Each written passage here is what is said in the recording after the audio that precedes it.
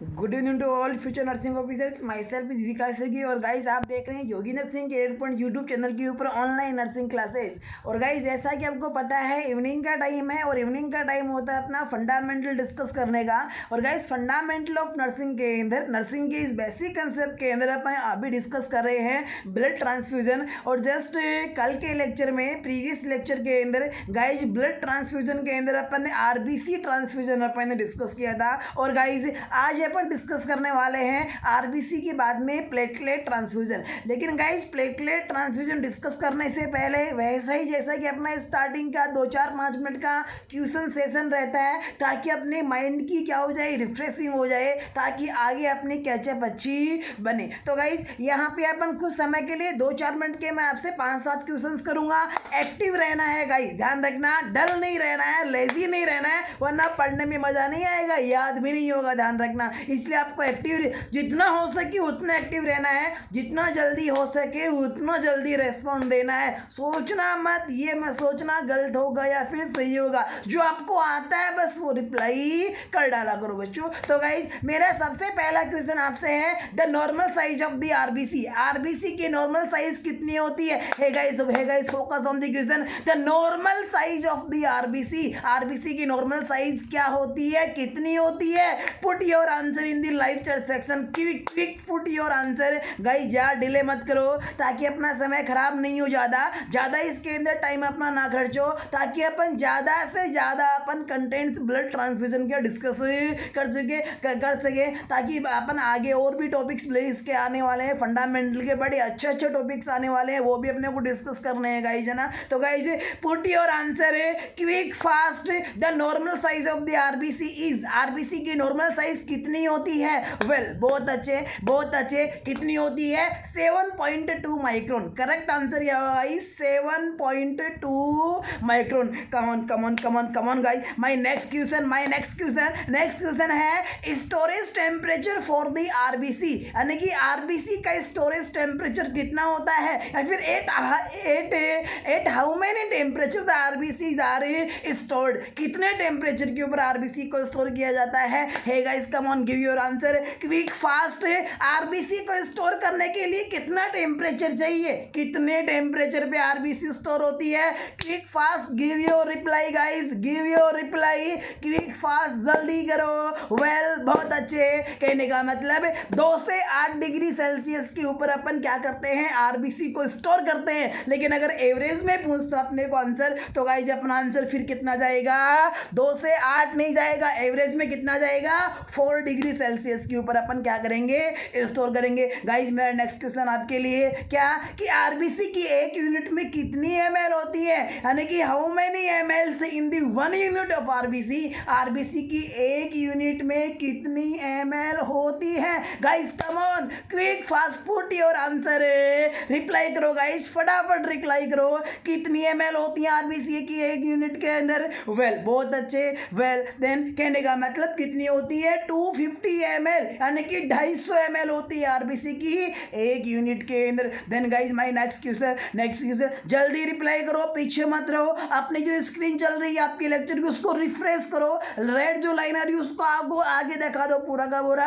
ताकि आप और मैं दोनों क्या रहे, बराबर रहे, साथ रहे, ताकि आपकी रिप्लाई सही टाइम पर पहुंच सके। वेल बहुत अच्छे। देन इसके बाद में मेरा क्वेश्चन क्या है कि इन्फेंट के अंदर एचबी लेवल कितने से कम हो तब आरबीसी ट्रांसफ्यूजन की जाती है? क्या कि इन्फेंट के अंदर एचबी लेवल कितने से कम हो तब अपन आरबीसी ट्रांसफ्यूज करेंगे? Hey guys come on your answer, where is your answer? Quick fast जल्दी से रिप्लाई करो, सबके सब रिप्लाई करो, अपने पास मत रखो, एक्टिव रहो गाइस, तभी अपने को पढ़ने का इंटरेस्ट बनने वाला है और आपके कंसेप्ट क्लियर होने वाले हैं। तो गाइस कितना, जब 12 ग्राम पर डीएल या फिर इससे कम अगर इन्फेंट का एचबी लेवल कम हो तो क्या रिकमेंड किया जाता है, क्या प्रेस्क्राइब किया जाता है? अपन आरबीसी, यानी कि डॉक्टर प्रेस्क्राइब कर देता है RBC transfusion. Clear? Well guys. और अगर एडल्ट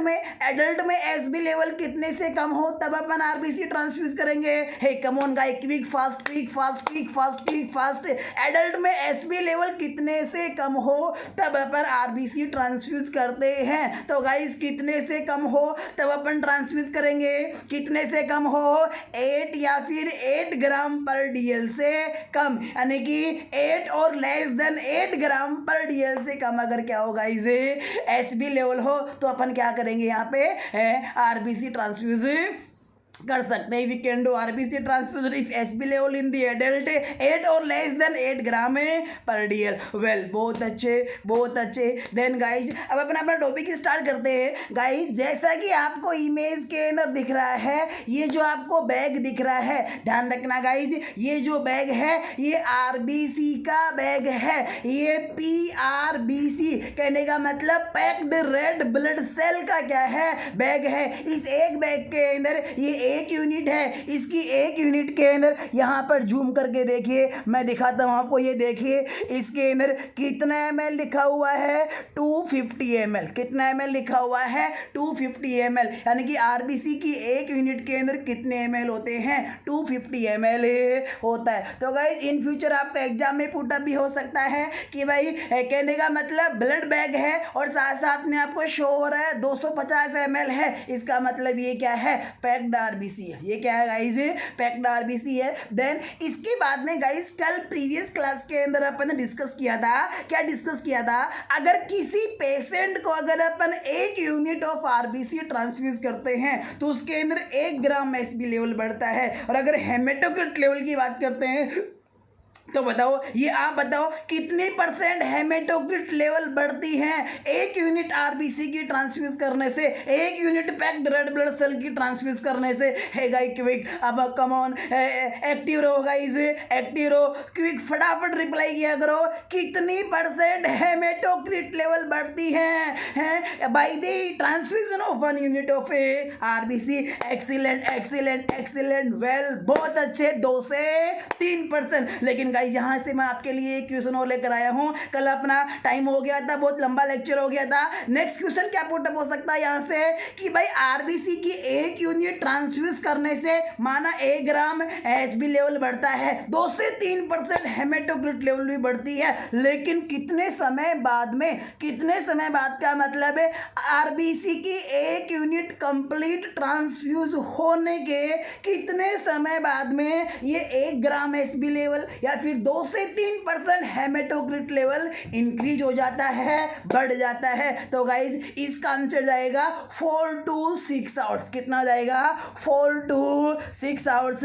देखिए गाइज मैंने यहाँ मेंशन भी कर दिया है कहीं ना कहीं, क्या क्या होता है ध्यान से देखिएगा, क्या 4 to 6 hours of RBC transfusion increased level find out. कहने का मतलब जब अपन आरबीसी ट्रांसफ्यूज कर देते हैं कंप्लीटली तो इसके 4 से 6 घंटे के बाद में increased level of the Hb या फिर haemato level we can find out, यानी कि अपन पता लगा सकते हैं। Clear guys. देन गाइज कल अपन ने डिस्कस किया था आरबीसी ट्रांसफ्यूजन के इंडिकेशन, जिसमें एक तो अपन ने एचबी लेवल की बात की कि साहब अगर एडल्ट के अंदर 8 ग्राम या 8 ग्राम से कम अगर एचबी है तो आरबीसी ट्रांसफ्यूज करेंगे। इन्फेंट के अंदर अगर कितने से कम है 12 से कम है तो अपन आरबीसी ट्रांसफ्यूज करेंगे। अगर अपन कंडीशन की बात करें तो अपन आयरन डिफिशियंसी एनीमिया के अंदर क्या करते हैं आरबीसी ट्रांसफ्यूजन करते हैं। तो गाइज एचबी के साथ साथ में यहाँ से क्वेश्चन आपसे और पुटअप हो सकता है कि साहब अगर किसी पेशेंट में हेमेटोक्रिट लेवल कितने से कम हो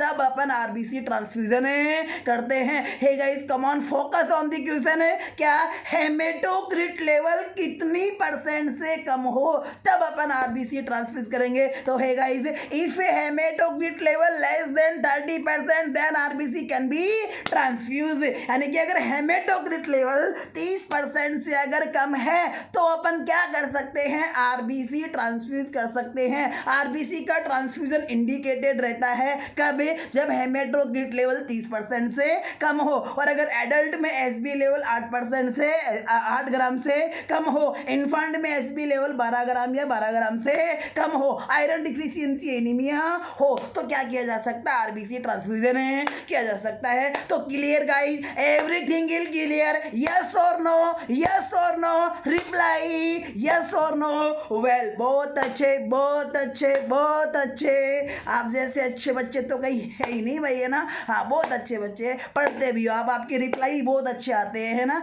बिल्कुल। देन इसके साथ में गाइज अपन ने कल डिस्कस किया था क्या, types of blood components according to blood transfusion, कि ब्लड ट्रांसफ्यूजन के अंदर अपन ने ब्लड के कंपोनेंट को 6 पार्ट में बांट दिया था, RBC, WBC, platelet, plasma, then colloid and whole blood. RBC अपन ने पढ़ लिया गाइज। और guys now we are going to discuss platelet transfusion. अभी अपन प्लेटलेट ट्रांसफ्यूजन पढ़ने जा रहे हैं। और गाइज सबसे पहले मैं आपको दिखाना चाहूंगा जो प्लेटलेट का जो बैग आता है वो बैग कैसा दिखता है, क्योंकि आपको इमेज दे करके पूछ सकता है कि फॉलोइंग इमेज के अंदर क्या शो हो रहा है, आइडेंटिफाई करवा सकता है आपसे। तो गाइज ध्यान रखना, देखो फोकस करो गाइज, ये जो दिख रहा है ये प्लेटलेट का बैग है। किसका बैग है गाइज? प्लेटलेट का बैग है। इसको आईवी सेट के ऊपर हैंग कर रखा है, आईवी स्टैंड के ऊपर हैंग कर रखा है, इसे लटका रखा है, पेशेंट को ट्रांसफ्यूजन चल रहा है। तो गाइज अगर इस प्रकार की इमेज आपको दिखती है तो समझ जाना कि ये किसका बैग है। कम ऑन गाइज, किसका बैग है? ये प्लेटलेट का बैग है। वेल बहुत अच्छे। देन इसके बाद में गाइज जैसे कि अपन ने आरबीसी कुछ बेसिक थिंग्स डिस्कस की थी, वैसे ही अपन यहाँ पे डिस्कस करना चाहेंगे डब्ल्यूबीसी की कुछ बेसिक थिंग्स। गाइज सबसे पहले मैं यहाँ पर बात करना चाहूंगा the another name of the WBC. WBC को और किस नाम से जानते हैं? I hope guys you now the answer of this question. आपको इस क्वेश्चन का आंसर पता है। The another name of the WBC, sorry platelet, another name of the platelet. Platelet का दूसरा नाम है क्या है गाइज? पुट करो, बताओ कौन सा है, क्या नाम है प्लेटलेट का दूसरा नाम? तो गाइज आप क्या कहते हो प्लेटलेट को? थ्रोम्बोसाइट। क्या? We can say also thrombocyte to the platelet. Platelet का ही दूसरा नाम क्या है गाइज? थ्रोम्बोसाइट है। Hey guys come on come on come on come on. Then synonyms के बाद में अनदर नेम के बाद में गाइज मैं यहाँ से बात करना चाहूँगा प्लेटलेट के रिगार्डिंग। किसकी बात करना चाहूँगा? Normal count. क्या? The normal count of a platelet, कि प्लेटलेट की नॉर्मल संख्या कितनी होती है। गाइस इसका आंसर बड़ा वेरिएबल होता है। कहने का मतलब मैचिंग बहुत नहीं करती है, बहुत से बच्चों के डिफरेंट आंसर आते हैं। तो देखते हैं आपके आंसर क्या आते हैं, आप बताओ। The normal counting of the platelet in the healthy person. एक हेल्दी पर्सन के अंदर नॉर्मल प्लेटलेट की संख्या कितनी होती है? Hey guys come on put your answer, hey guys come on put your answer. The normal counting of the platelet in the healthy person. तो guys कितनी होती है? तो गाइस ध्यान रखना 1.5 से 3.5 कितनी होती है? 1.5 से 3.5 लेग्स। ध्यान रखना बहुत से बच्चे 1.5 से 4 करते हैं, कुछ बच्चे 1.5 से 4.5 करते हैं, लेकिन ध्यान रखना गाइस 4 तक भी नॉर्मल है। कहने का मतलब 4.5 तक भी नॉर्मल है, लेकिन जो एवरेज अपन कंसीडर करते हैं, यानी कि अपन 100 अगर हेल्दी पर्सन ले, क्या ले? 100 एडल्ट हेल्दी पर्सन ले, और इनमें अगर प्लेटलेट काउंटिंग की जाए तो ज़्यादातर पर्सन्स के अंदर प्लेटलेट की संख्या 1.5 लाख से लेकर के 3.5 लाख 1.5 से 3.5 लाख के बीच में देखने को मिलेगी। है गाइस, तो ये क्या हो गई? प्लेटलेट की नॉर्मल काउंटिंग होगी, नॉर्मल संख्या होगी 1.5 से 3.5 lakh. Clear guys? Clear guys? Well बहुत अच्छे। देन इसके बाद में अपन यहाँ से बात करना चाहेंगे next function of a platelet. किसकी बात करना चाहेंगे कि साहब जो प्लेटलेट है ये क्या काम करती है? The main function of the platelet है guys, come on, the main function of the platelet. बताओ क्या काम होता है प्लेटलेट का? बस सभी बताओ क्या काम होता है प्लेटलेट का? तो गाइस जैसा कि आप जानते हो it helps in blood clotting, it helps in blood. आपने देखा होगा गाइस जब भी अपनी बॉडी के अंदर कहीं भी कट लग जाता है तो कट लगने के बाद के कुछ समय के बाद के अंदर ही ब्लड क्या हो जाता है? क्लॉट हो जाता है, ब्लीडिंग स्टॉप हो जाती है। तो ये जो ब्लड की क्लॉटिंग हो रही है इसके अंदर कौन हेल्पफुल होती है? ये प्लेटलेट भी क्या होती है गाइस? हेल्पफुल होती है। Well guys, well guys, well guys, बहुत अच्छे, बहुत अच्छे। देन इसके बाद में अगर अपन यहाँ से बात करना चाहे गाइस क्या बात करें अपन, इंडिकेशंस की बात करते हैं। किसकी बात करेंगे अबे, इंडिकेशंस। इंडिकेशन का मतलब वो कौन सी डिजीज कंडीशन है, वो कौन सी मेडिकल कंडीशन है, वो कौन कौन सी प्रॉब्लम्स हैं जिसके अंदर प्लेटलेट ट्रांसफ्यूजन किया जाता है। प्लेटलेट्स का ट्रांसफ्यूजन इंडिकेटेड रहता है, जहां करना जरूरी है प्लेटलेट का ट्रांसफ्यूजन। तो हे गाइस, अब अपन बात करना चाहेंगे इंडिकेशन की। तो गाइस मैं यहाँ पे आपको मोटा मोटी तौर पर सीधी सी बात कहना चाहूंगा कि जहां पर भी प्लेटलेट काउंटिंग नॉर्मल से कम हो, यानी कि प्लेटलेट की संख्या कम हो जाए, और जब प्लेटलेट की संख्या कम हो जाती है तो इसकी जो टर्म होती है गाइस, इस टर्म को अपन क्या कहते हैं, थ्रोम्बोसाइटोपिनिया। क्या कहते हैं, थ्रोम्बोसाइटोपिनिया।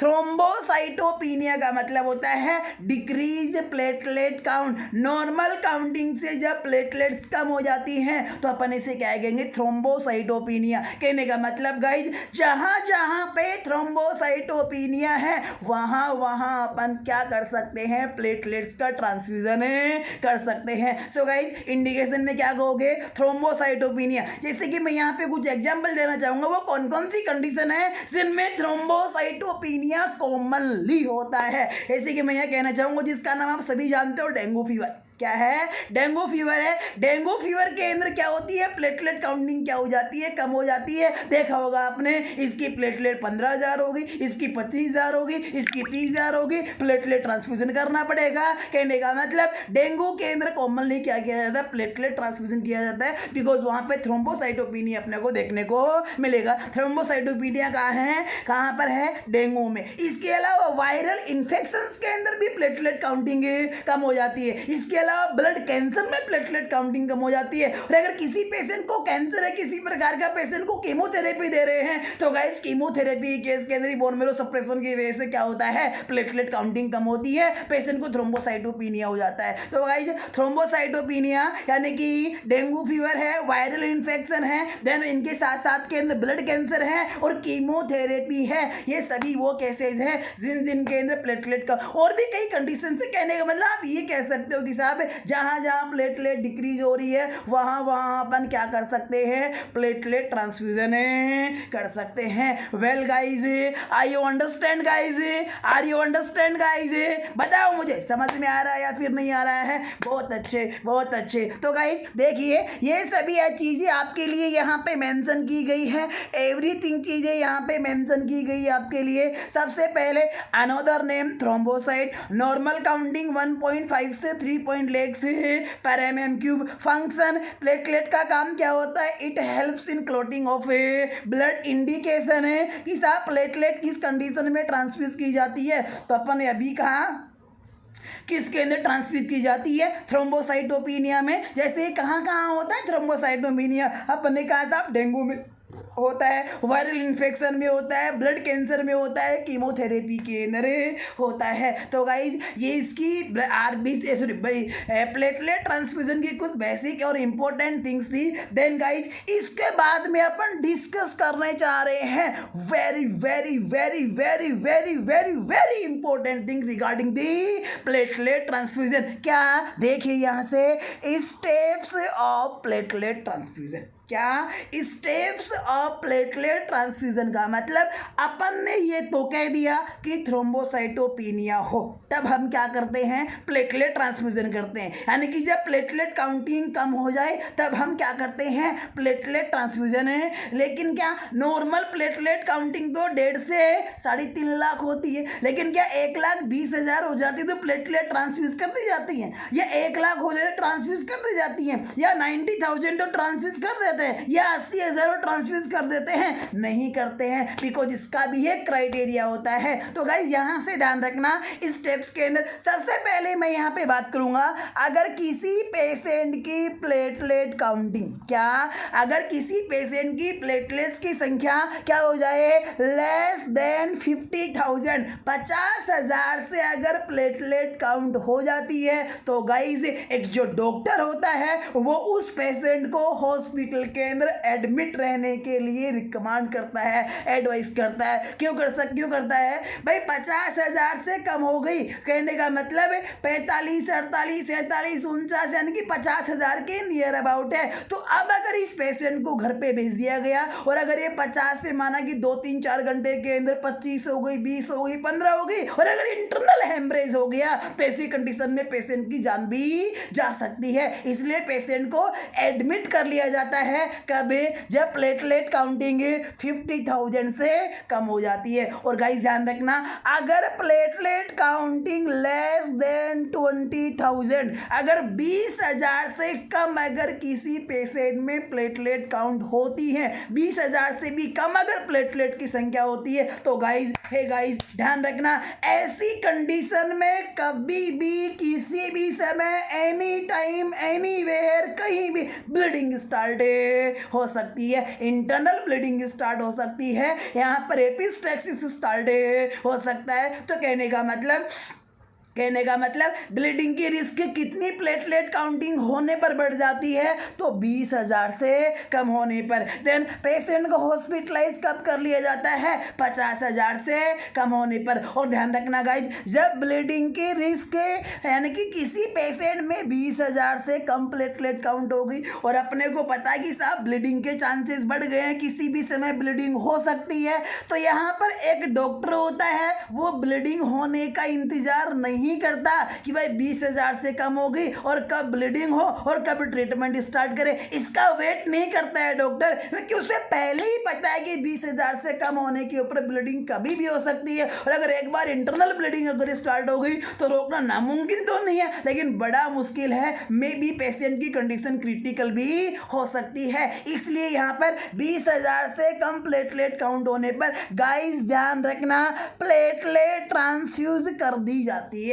क्या कर देते हैं? यहाँ पर प्लेटलेट्स का ट्रांसफ्यूजन कर देते हैं। हे गाइस, ये चीज मैंने यहाँ पे मेंशन की आपके लिए, सवर्ण अक्षरों के अंदर मैंने यहाँ पे क्या की है? मेंशन की है स्टेप्स ऑफ प्लेटलेट ट्रांसफ्यूजन। देखो, when platelet count less than 50,000 then patient should be admitted in the hospital. यानी कि जब प्लेटलेट काउंटिंग 50,000 से कम हो जाए तो पेशेंट को हॉस्पिटल में एडमिट हो जाना चाहिए। Then if platelet count less than 20,000 then increase risk of a bleeding. अगर प्लेटलेट की संख्या अगर 20,000 से कम हो जाती है तो ऐसी कंडीशन में ब्लीडिंग की रिस्क बढ़ जाती है। और अगर 20,000 से कम अगर प्लेटलेट की संख्या हो गई है then we need of platelet transfusion immediately. ऐसी कंडीशन के अंदर इमीडिएटली इमरजेंसी क्या की जाती है? प्लेटलेट ट्रांसफ्यूजन की जाती है, ताकि इस पेशेंट के अंदर इंटरनल या फिर एक्सटर्नल किसी प्रकार की ब्लीडिंग के चांसेस रिस्क क्या हो जाए? कम हो जाए,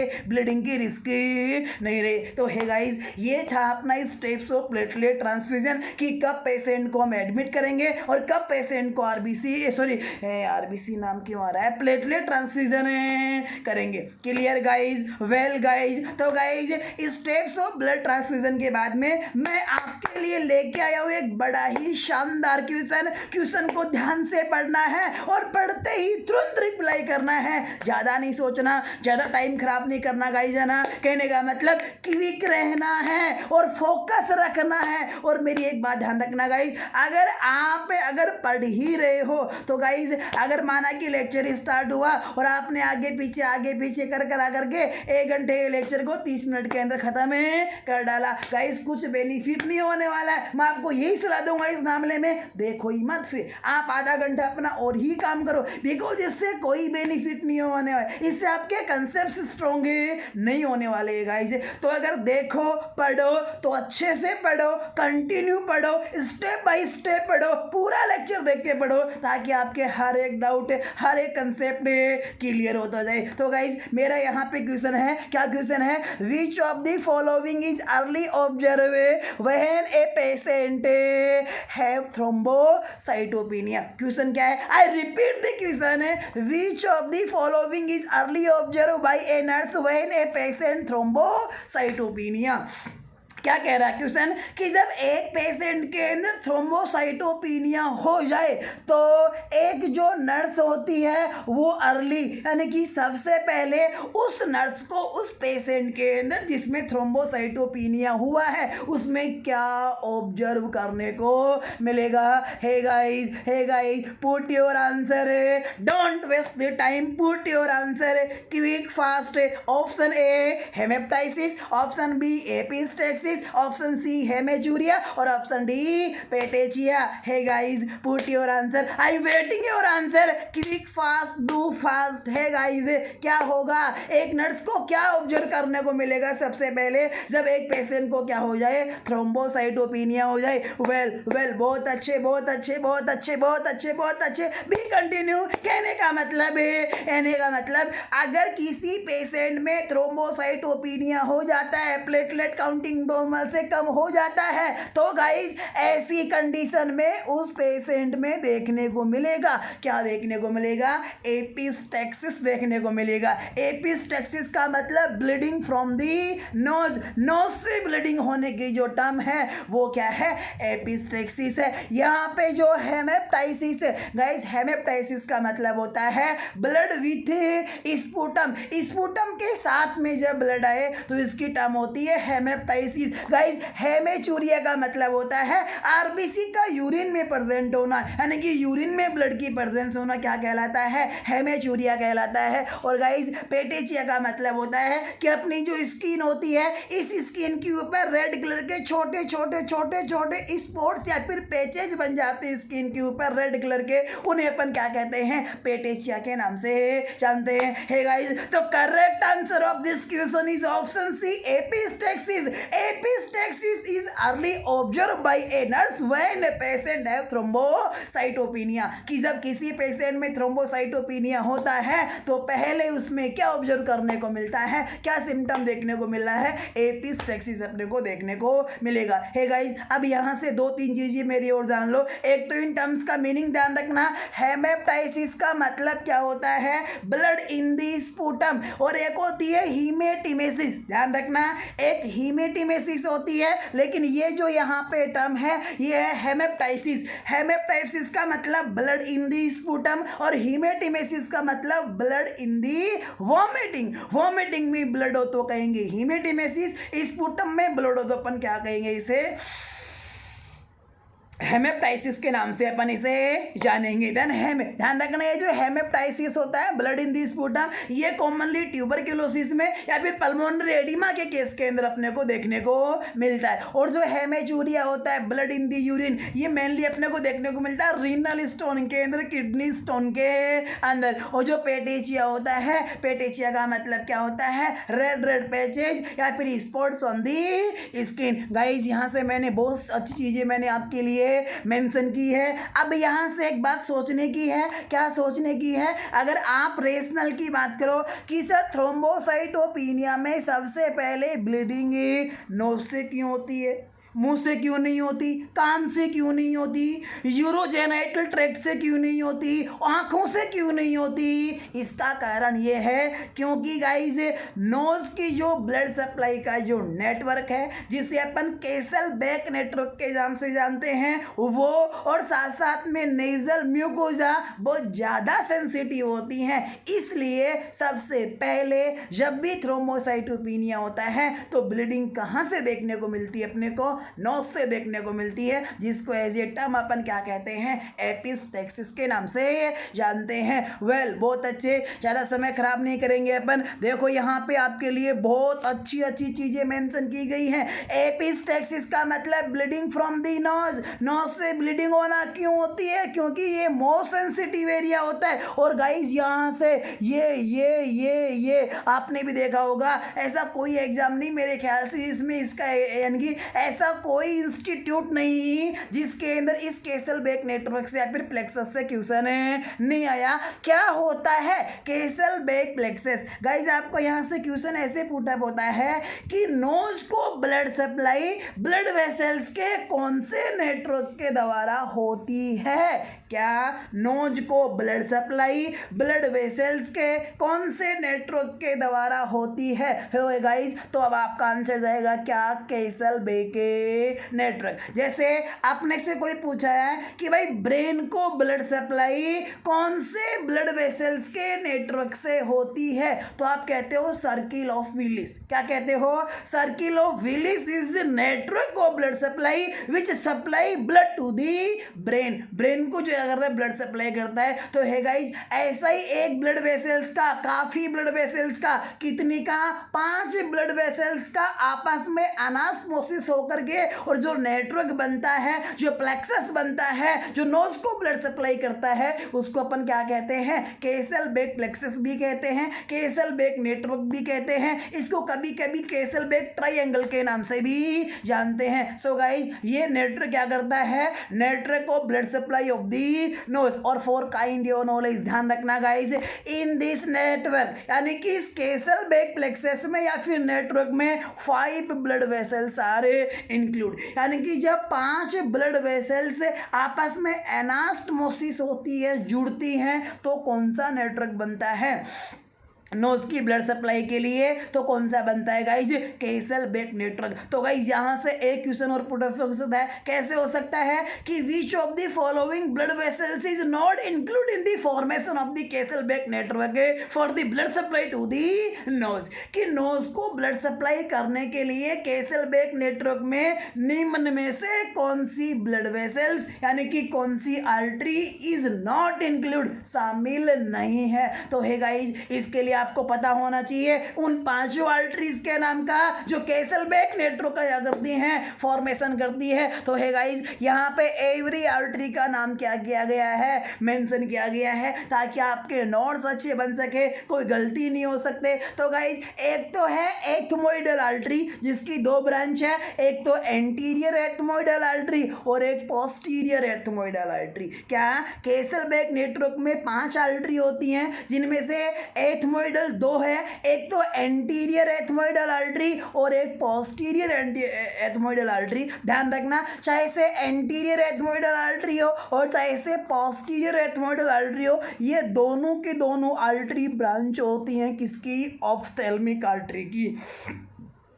ऑप्थेल्मिक आर्टरी, जो आर्टरी अपनी आई को ब्लड सप्लाई करने के लिए जाती है, उसी आर्टरी से 2 ब्रांच निकलती हैं, एक सामने की तरफ से और एक पीछे की तरफ से। सामने वाली को अपन एंटीरियर एथमोइडल आर्टरी कहेंगे और पोस्टीरियर को अपन क्या कहेंगे? पीछे वाली को पोस्टीरियर एथमोइडल। तो कहने का मतलब 2 तो एथमोइडल हैं, एक तो एंटीरियर और एक पोस्टीरियर। देन जो तीसरी आर्टरी है गाइस, वो कौन सी है? स्फेनोपैलेटाइन आर्टरी। ध्यान रखना, स्फेनोपेलेटाइन आर्टरी कहने का मतलब एक ऐसी आर्टरी जो अपने स्कल की स्फीनोइड और पैलेटाइन बोन दोनों को ब्लड सप्लाई देने के लिए जाती है। उस आर्टरी यानी कि वो आर्टरी किसमें भी शामिल होती है? केसल बेक नेटवर्क फॉर्मेशन के अंदर ही पार्टिसिपेट करती है। और गाइज ये स्फेनोपेलेटाइन आर्टरी किसकी ब्रांच है? It is branch of maxillary terminal यानी कि एंड छोर से निकलती है, ये मैक्सिलरी के लास्ट एंड से निकलती है। आप इतना ही ध्यान रख लेना कि स्फीनोपैलेटाइन आर्टरी किसकी ब्रांच है? मैक्सिलरी आर्टरी की ब्रांच है। देन इसके बाद में नेक्स्ट अपन यहाँ पे बात करें कि साहब तीसरी आर्टरी कौन सी है?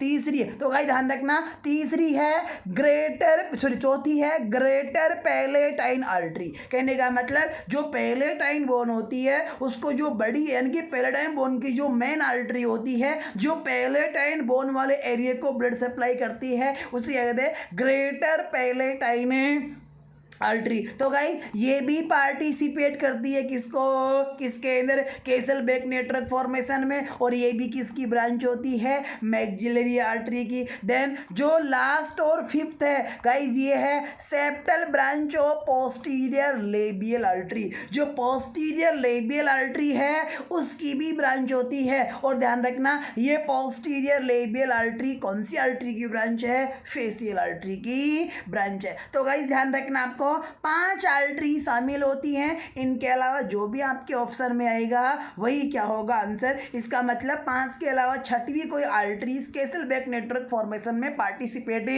नहीं करती हैं। 5 कौन कौन सी याद करो, अभी रिवाइज करो। एंटीरियर एथमोइडल आर्टरी, कौन सी गाइस?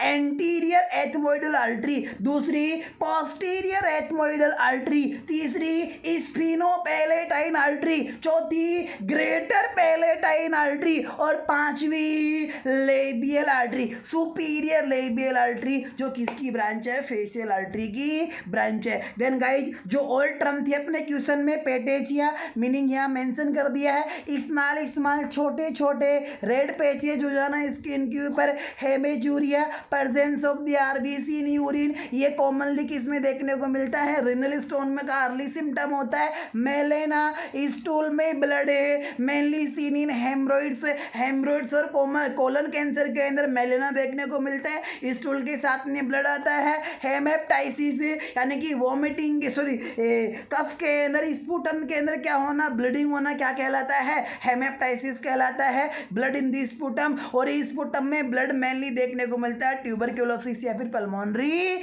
एडिमा के अंदर। Clear guys? तो योर आंसर क्लियर है। देन इसके बाद में गाइज मेरा नेक्स्ट क्वेश्चन है, बड़ा अच्छा क्वेश्चन है, बड़ा अच्छा और शानदार क्वेश्चन है। क्वेश्चन क्या है guys?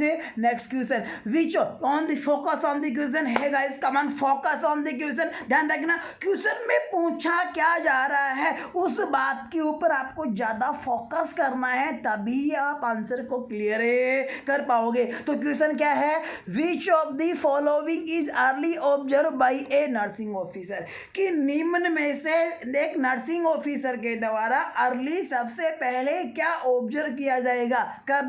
When a patient have internal bleeding due to thrombocytopenia, यानी कि एक पेशेंट था थ्रोम्बोसाइटोपिनिया का। क्या था गाइस? एक पेशेंट था थ्रोम्बोसाइटोपिनिया का, और इस थ्रोम्बोसाइटोपिनिया के पेशेंट में इंटरनल ब्लीडिंग हो गई। और जब थ्रोम्बोसाइटोपिनिया की वजह से इंटरनल ब्लीडिंग हो चुकी होती है, तब अर्ली फीचर यानी कि एक नर्स को सबसे पहले क्या ऑब्जर्व करना पड़ेगा?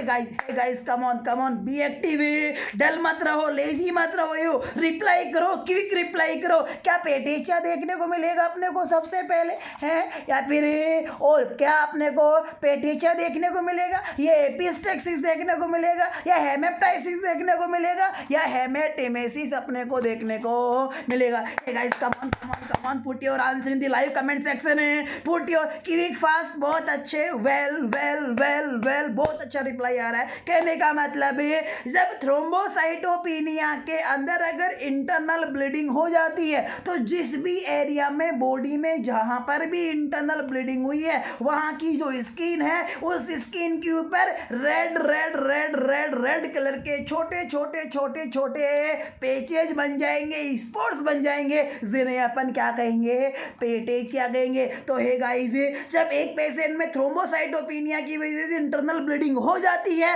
तो एक नर्स को यानी कि अपने को सबसे पहले एज अर्ली क्या ऑब्जर्व करने को मिलेगा? पेटेचिया ऑब्जर्व करने को मिलेगा। और जब थ्रोम्बोसाइटोपिनिया हो तो ऐसी कंडीशन में एपिस्टेक्सिस, लेकिन थ्रोम्बोसाइटोपिनिया पहले से था, इंटरनल ब्लीडिंग भी होगी, तो अब एपिस्टेक्सिस नहीं जाएगा। आंसर अब क्या जाएगा? अकॉर्डिंग टू प्रायोरिटी पेटेचिया आंसर जाएगा। वेल बहुत अच्छा, बहुत से बच्चों का आंसर करेक्ट आया है। वेल देन गाइज इसके बाद में मैं नेक्स्ट यहाँ पे बात करना चाहूँगा गाइज। नेक्स्ट एक और क्वेश्चन है, बड़ा क्वेश्चन है गाइज। ये क्वेश्चन भी बहुत से एग्जाम में रिपीट हुआ है, और अभी तक भी ये क्वेश्चन आ रहा है और आगे भी आता रहेगा।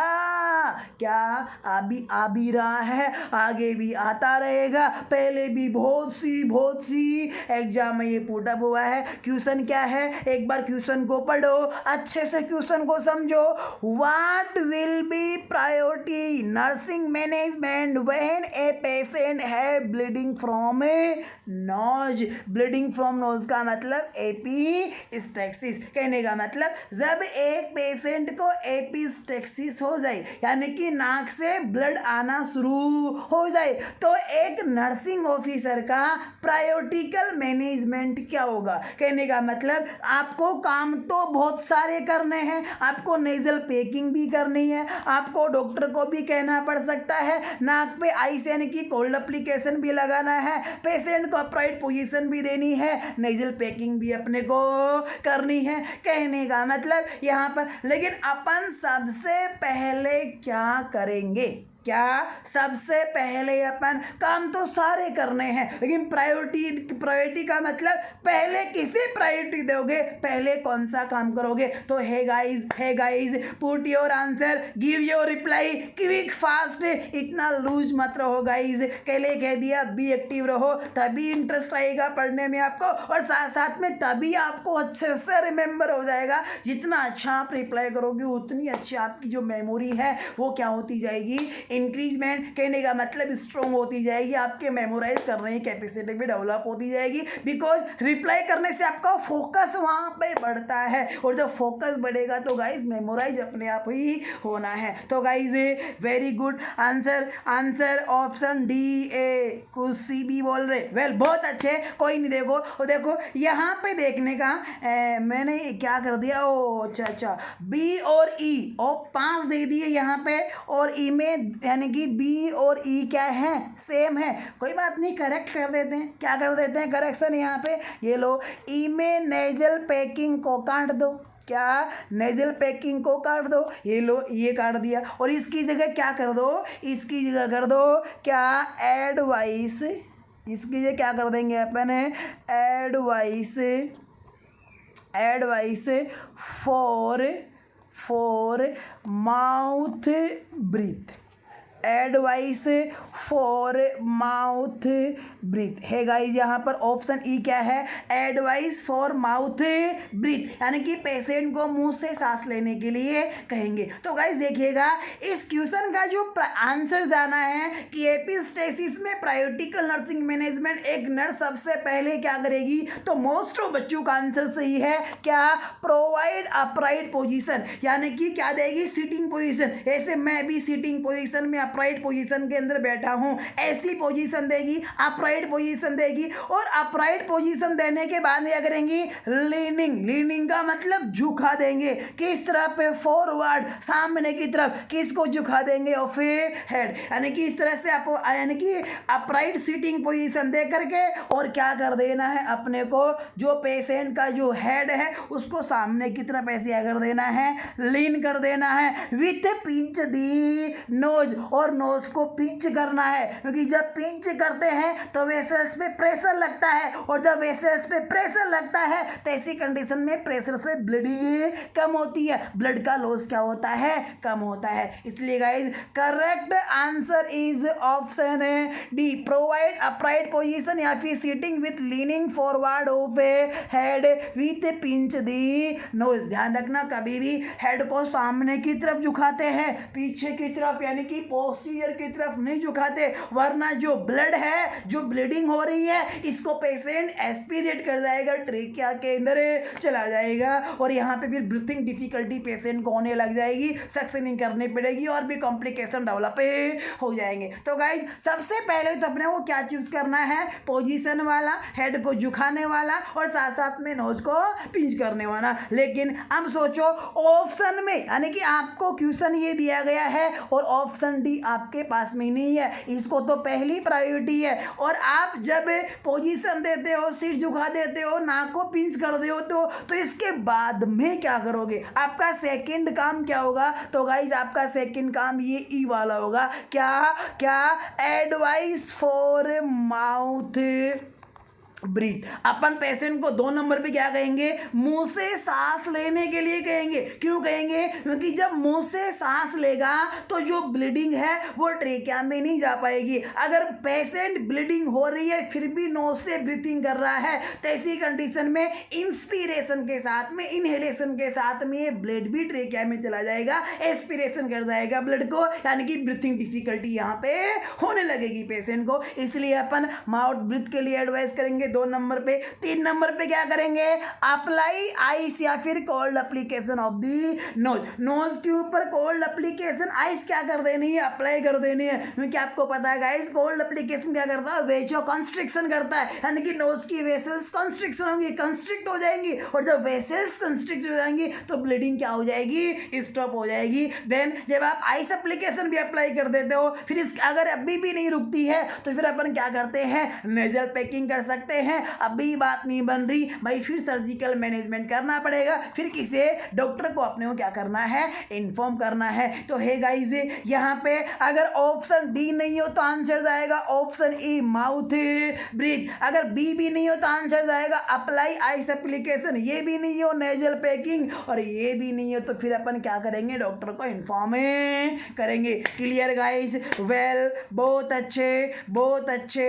देन इसके बाद में नेक्स्ट अपन बात करना चाहेंगे इस क्वेरी के बाद में, types of a platelet transfusion. किसकी बात करना चाहेंगे guys, types of platelet transfusion. यहाँ से ध्यान रखिएगा गाइज, जो प्लेटलेट ट्रांसफ्यूजन है, कहने का मतलब 2 प्रकार से अपन प्लेटलेट का ट्रांसफ्यूजन करते हैं। आपने नाम सुना होगा क्या, एक तो आपने RDP नाम सुना होगा और एक आपने नाम सुना होगा SDP। क्या 2 प्रकार से प्लेटलेट का ट्रांसफ्यूजन किया जाता है, एक को अपन RDP कहते हैं और एक को अपन क्या कहते हैं, SDP कहते हैं। तो गाइज RDP का मतलब होता है, R का मतलब रैंडम, D का मतलब डोनर, P का मतलब प्लेटलेट ट्रांस, यानी कि रैंडम डोनर प्लेटलेट। और जो SDP है, SDP का मतलब होता है सिंगल डोनर प्लेटलेट। गाइज यहाँ से क्वेश्चन आने वाला है, वो क्या क्वेश्चन आने वाला है, बड़ा इंपॉर्टेंट क्वेश्चन आने वाला है। आपको ऐसे पूछेगा, क्या पूछेगा कि जो RDP होती है, इस RDP की एक यूनिट के अंदर कितनी अमाउंट होती है प्लेटलेट की, यानी कि how many platelets contains in the ml in A 1 unit of A RDP, कि RDP की एक यूनिट के अंदर प्लेटलेट्स ml में कितनी होती हैं। तो गाइस कितनी होती हैं, पुट योर आंसर है, कितनी RDP की एक यूनिट में कितनी ml प्लेटलेट्स होती हैं। तो ध्यान रखना गाइस, कितनी होती हैं, वेल बहुत अच्छे, करेक्ट। देन कितनी होती है, 50 to 70 ml, कितनी 50 से 70 ml होती है RDP की एक यूनिट में। देन इसके साथ साथ में ध्यान रखना है, जो SDP यानी कि सिंगल डोनर ऑफ प्लेटलेट होती है, तो गाइज SDP की जो एक यूनिट होती है, इस SDP की एक यूनिट के अंदर कितनी ml होती है, 180 से 240। कितनी होती है, 180 ml से 240 ml होती है सिंगल डोनर प्लेटलेट की एक यूनिट के अंदर। Clear guys. और यहाँ से एक चीज़ और पूछते हैं, क्या पूछते हैं गाइज, यहाँ से ये पूछते हैं कि भाई जो 6 RDP, क्या 6 RDP यानी कि 6 यूनिट ऑफ RDP की रैंडम डोनर प्लेटलेट की 6 यूनिट है और 1 यूनिट SDP की क्या मानी जाती है, बराबर मानी जाती है। क्वेश्चन पूछा जा सकता है कैसे, कि साहब RDP की कितनी यूनिट SDP की एक यूनिट के इक्वल होती है। तो गाइस कितनी यूनिट, 6 यूनिट एक SDP की क्या होती है, इक्वल होती है। या फिर इसको कहने का मतलब अपोजिट डायरेक्शन से भी पूछ सकते हैं। कैसे पूछ सकते हैं कि एक SDP की यूनिट कितनी RDP की यूनिट के बराबर होती है। तो आंसर क्या आ जाएगा, जाएगा 6 आरडीपी की यूनिट के क्या होती हैं, बराबर होती हैं। तो है गाइज यहाँ पे आपके लिए ये सभी चीज़ें मेंशन कर दी गई है। क्या मेंशन कर दी गई है? दो प्रकार का प्लेटलेट ट्रांसफ्यूजन होता है, एक आरडीपी पूरा नाम है random donor platelet, random donor platelet, एक एसडीपी सिंगल डोनर प्लेटलेट, और दूसरा क्या है कि साहब आरडीपी की एक यूनिट में कितनी 50 से 70 ml होती हैं, एसडीपी की एक यूनिट में 180 से 240 यूनिट्स होती हैं। और यहाँ पे देखो हाईलाइट करके ये भी मेंशन किया है कि 6 unit of RDP equal to 1 unit of SDP. Then transfusion time, अगर अपन बात करें कि भाई एक प्लेटलेट की एक यूनिट को ट्रांसफ्यूज करने में कितना समय लगता है, जैसे कि अपन आरबीसी के अंदर पढ़ रहे थे कि आरबीसी की एक यूनिट को ट्रांसफ्यूज कर देना चाहिए 2 to 4 आवर्स के अंदर। तो इसी प्रकार आपसे क्वेश्चन पुटअप हो सकता है कि प्लेटलेट की एक यूनिट को ट्रांसफ्यूज होने में कितना समय लगता है। तो गाइज आपका आंसर क्या जाएगा, 15 से 30 मिनट। कितना, 15 to 30 मिनट। देन इसके साथ साथ में नेक्स्ट अपन यहाँ पे बात करना चाहेंगे, सिंगल चीज़ें हैं, सिंपल चीज़ें हैं, समझाने का कोई यहाँ पे ज़्यादा नहीं है, आपको बस पता होना चाहिए, कंटेंट होना चाहिए आपके पास में। ये जो समझाने की चीज़ है वहाँ पे मैं बड़ा अच्छा फोकस करूँगा, लेकिन ये सीधी चीज़ें हैं, ज़्यादा समय खराब नहीं करेंगे अपन इस चीज़ों के ऊपर। जैसे कि यहाँ पे सिंपल सी बात है भाई, अपन आरबीसी को प्रिजर्व करने के लिए, स्टोर करने के लिए जो एजेंट थे वो क्या काम में ले रहे थे, सीपीडीए काम में ले रहे थे, सीपीडी काम में ले रहे थे, एसीडी काम में ले रहे थे, एसडीए काम में। यहाँ से थोड़ा सा डिफरेंट है कि प्लेटलेट को स्टोर करने के लिए कौन सा एंटीकोएगुलेंट काम में लेते हैं। तो कौन सा काम में लेते हैं गाइज, है गाइज कमान, कौन सा काम में लेते हैं, sodium citrate. Sodium citrate is used as a anticoagulant for storage of the RBC. Then अपन कह रहे थे कि जो प्लेटलेट यानी कि सोडियम सिट्रेट किसके स्टोरेज के लिए काम में लेते हैं, एंटीकोएगुलेंट के रूप में प्लेटलेट के स्टोरेज के लिए, आरबीसी के लिए सीपीडीए काम में लेते हैं, सीपीडी काम में अपन लेते हैं। देन इसके बाद में बात करें प्रिजर्वेटिव टाइम, आरबीसी 35 से 42 दिन तक प्रिजर्व अपन रख सकते हैं, लेकिन ध्यान रखना गाइज ये जो प्लेटलेट है इस प्लेटलेट को अपन प्रिजर्व रख सकते हैं कितने समय के लिए, 8 से 11 दिन के लिए। अगर अपन 11 दिन के बाद में अगर अपन इसे ट्रांसफ्यूज करते हैं तो गाइस ऐसी कंडीशन में जो प्लेटलेट्स होती हैं उनकी डेथ हो जाती है, वो लाइव नहीं रह पाती हैं। कहने का मतलब केवल और केवल 8 से 11 दिन तक क्या कर सकते हैं, स्टोरेज कर सकते हैं। फिर यहाँ से ध्यान रखना स्टोरेज टेम्परेचर, यानी कि प्लेटलेट को स्टोर कितने टेम्परेचर पे किया जाता है। तो गाइज आरबीसी का storage temperature 2 to 8 degree Celsius था, एवरेज 4 डिग्री सेल्सियस था। यहाँ पर प्लेटलेट का जो स्टोरेज टेम्परेचर है वो कितना है, 22 से 24 डिग्री सेल्सियस। कहने का मतलब अपन इसे रूम टेम्परेचर के ऊपर क्या कर सकते हैं, स्टोर कर सकते हैं। और गाइज यहाँ से बड़ा अच्छा और इम्पोर्टेंट क्वेश्चन जो कि आपको पूछा जा सकता है एग्जाम के अंदर, हाईलाइट कर लेना, फोकस कर लेना कि वो कौन सा इंस्ट्रूमेंट है, कौन सी डिवाइस है, कौन सा इक्विपमेंट है, कौन सा आर्टिकल है जिसके अंदर प्लेटलेट को स्टोर किया जाता है, प्रिजर्व किया जाता है। तो guys name of the article where platelets are store, कौन से आर्टिकल के अंदर प्लेटलेट्स को स्टोर किया जाता है। तो है गाइज आपका आंसर क्या होगा, एजिटेटर। मैंने इसका इमेज भी दिया है, नीचे भी मैं आपको दिखाऊंगा कि एजिटेटर के अंदर क्या करते हैं अपन, प्लेटलेट्स को स्टोर करते हैं। देन इसके बाद में बड़ा इंपॉर्टेंट क्वेश्चन, क्या क्वेश्चन है कि साहब 8 से 10,000 platelet count are increase with transfusion of 1 unit of a RBC. अगर अपन किसी सॉरी गाइस, पता नहीं क्या हो रहा है माइंड में, बार बार आरबीसी आ रहा है ना। अपन प्लेटलेट पढ़ रहे हैं, थोड़ा सा मिस, पता नहीं क्या हो रहा है कि आपको समझना है आरबीसी नहीं क्या है, प्लेटलेट समझना है। क्या कि प्लेटलेट जब अपन एक यूनिट प्लेटलेट, वो भी कौन सी प्लेटलेट, आरडीपी यानी कि रैंडम डोनर प्लेटलेट की अगर अपन एक यूनिट पेशेंट को ट्रांसफ्यूज करते हैं तो गाइस कितनी प्लेटलेट काउंटिंग बढ़ती है, 8 से 10,000 प्लेटलेट काउंटिंग बढ़ती है। लेकिन ध्यान रखना अपन एसडीपी की अगर एक यूनिट अगर अपन किसी पेशेंट को ट्रांसफ्यूज करते हैं तो गाइस ध्यान रखना यहाँ से कितनी, 40 से 50,000 प्लेटलेट प्लेटलेट काउंटिंग क्या होती है, इंक्रीज। और गाइस ध्यान रखना, आरडीपी और एसडीपी में ज़्यादा कौन सी यहाँ पे ट्रांसफ्यूज की जाती है, एसडीपी ट्रांसफ्यूज की जाती है। इसलिए मेरा एक बड़ा अच्छा क्वेश्चन है, अगर आपको ऐसे पूछे कि प्लेटलेट की एक यूनिट ट्रांसफ्यूज करने से कितनी प्लेटलेट काउंटिंग इंक्रीज होती है, तो अब यहाँ पे 8 से 10,000 आंसर दोगे आप, या फिर 40 से 50,000 आंसर दोगे। तो गाइज यहाँ से अपन आंसर देंगे 40 से 50,000, क्योंकि आरडीपी के बजाय कॉमनली ज़्यादा कौन सी ट्रांसफ्यूज की जाती है, एसडीपी ट्रांसफ्यूज की जाती है। हाँ, अब चला करके पूछ ले कि साहब आरडीपी की एक यूनिट ट्रांसफ्यूज करने से कितनी प्लेटलेट काउंटिंग बढ़ जाती है, तब आंसर क्या जाएगा, 8 से 10,000। क्लियर। लेकिन यहाँ पे सीधा सीधा मेंशन नहीं करे आरडीपी और एसडीपी, सिर्फ ऐसे पूछे कि साहब एक यूनिट प्लेटलेट ट्रांसफ्यूजन से कितनी प्लेटलेट काउंटिंग इंक्रीज होती है, तब अपना आंसर क्या जाएगा गाइज, 40 to 50,000।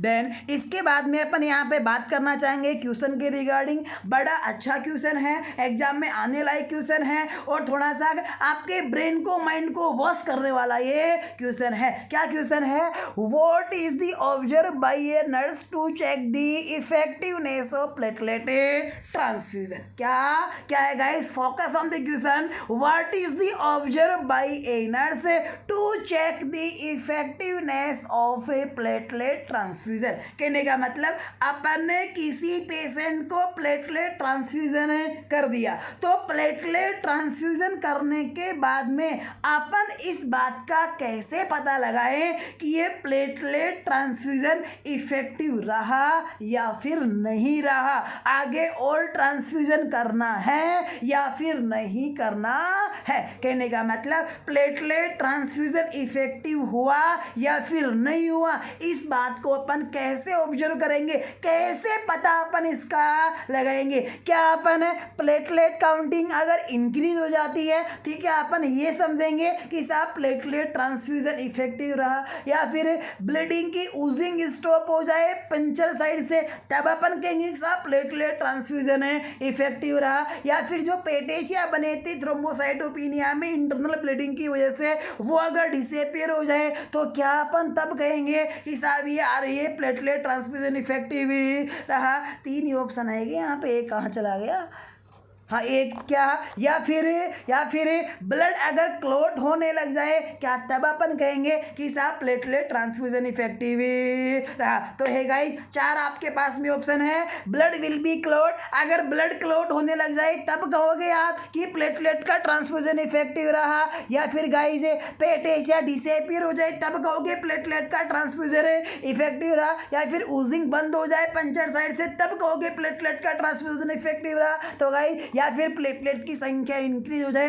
तब अपन कहेंगे साहब प्लेटलेट का ट्रांसफ्यूजन इफेक्टिव है guys. Come on guys, put your answer in the live chat section. ये इसीलिए बनाया गया है ताकि आप रिप्लाई बार बार रिप्लाई क्वेरीज का रिप्लाई करके आप एक्टिव रह सको, इसीलिए ये लाइव चैट सेक्शन बनाया गया है गाइस। तो गाइस इसका सही उपयोग करो, यूज करो, पुट करो आपका आंसर ABCD ऐसे पुट कर दो, मैं समझ जाऊंगा आप क्या कहना चाह रहे हो, पूरा लिखने की आवश्यकता नहीं है। वेल बहुत अच्छे। तो वो सभी बच्चे नहीं दे रहे हैं, अरे भाई जो मेरी बात सुनो, जो बच्चे रिप्लाई नहीं कर रहे हैं वो इस रिप्लाई को अपने पास रख करके क्या करोगे, क्या इसके ब्याज लग करके बढ़ जाएगा ही, पता नहीं इंटरेस्ट लेकर के मोटा हो जाए ये रिप्लाई। अरे भाई पुट करो, सेक्शन के अंदर पुट करो, लाइव चैट सेक्शन में पुट करो, ताकि आपको पता लगे कि अपना सही है या फिर गलत है। और ध्यान रखना, जब आपका देखो सही है, माना कि किसी बच्चे ने रिप्लाई किया, एकदम मेरे एक एग्जाम्पल सुनो, माना कि जैसे ये क्वेश्चन है, किसी बच्चे ने रिप्लाई किया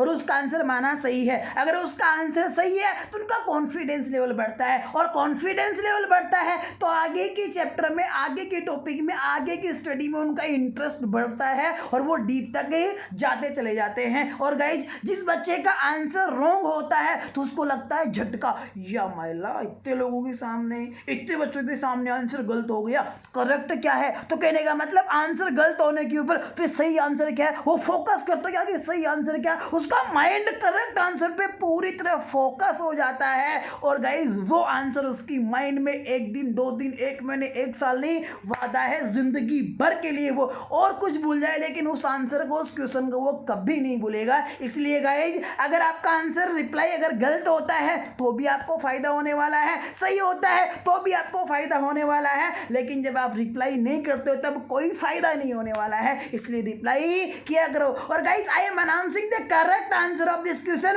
option B, stop oozing from the blood from the punching side is the correct answer. कहने का मतलब जो एक प्रकार से करेक्टली एग्जैक्टली अपने को प्लेटलेट ट्रांसफ्यूजन की इफेक्टिवनेस का पता लग पाता है, वो गाइज किससे लग पाता है, Ojing of the blood from puncture side. अब आपके मन में क्वेश्चन होगा कि सर अगर प्लेटलेट काउंटिंग अगर बढ़ जाती है, माना कि किसी पेशेंट के अंदर 15,000 प्लेटलेट थी और हमने एक एसडीपी की यूनिट लगा दी और लगाने से 40 से 50,000, मान लो यहाँ 45,000 बढ़ गई और 15 और 45 कितनी होगी, 60,000 प्लेटलेट काउंटिंग होगी। तब तो हम इसे आरबीसी का डब्ल्यूबीसी प्लेटलेट का ट्रांसफ्यूजन को इफेक्टिव नहीं, यानी कि इस ट्रांसफ्यूजन को हम इफेक्टिवनेस कह सकते हैं। लेकिन आप ये आंसर नहीं दे रहे, आप तो क्या दे रहे हो, ऊजिंग वाला दे रहे हो कि साहब ब्लड की ऊजिंग बंद हो जाए, जिस साइड को पंचर करके देखते हो वहां से। तो गाइज यहाँ पे देखो इफेक्टिवनेस की बात हो रही है, संख्या बढ़ने की। देखो इफेक्टिवनेस कब कहेंगे अपन, देखो एक बार सोचो आप, हे गाइज एक बार सोचो,